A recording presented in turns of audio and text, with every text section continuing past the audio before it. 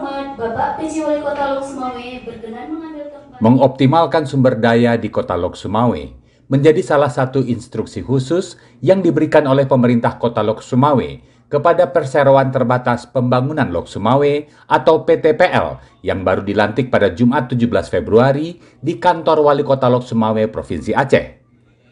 Ketiga pejabat yang dilantik terpilih melalui seleksi profesional, yaitu Muhammad Yeye Anwar selaku Direktur Utama PTPL, kemudian Irfan Abdullah, Direktur Umum dan Keuangan, serta Baihaqi yang menjadi Direktur Pengembangan Usaha. Ketiganya dilantik untuk menjabat pada periode 2023 hingga 2028.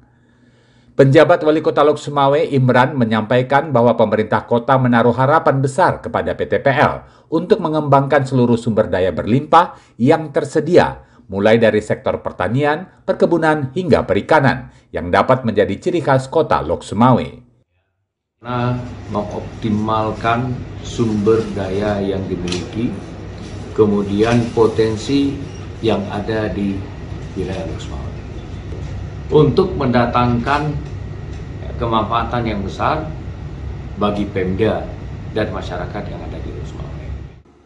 Imran berharap PTPL mampu menjadi solusi atas sejumlah bangunan mangkrak di kota Lok Sumawe agar dapat difungsikan dan bisa membawa manfaat bagi masyarakat. Ia menambahkan, PTPL tidak hanya menjalankan fungsi ekonomi, namun juga harus responsif terkait kondisi lingkungan sekitar kota Lok Sumawe. Dari dua hal tersebut, PTPL memiliki peran dalam meningkatkan pendapatan daerah serta mendongkrak kesejahteraan masyarakat.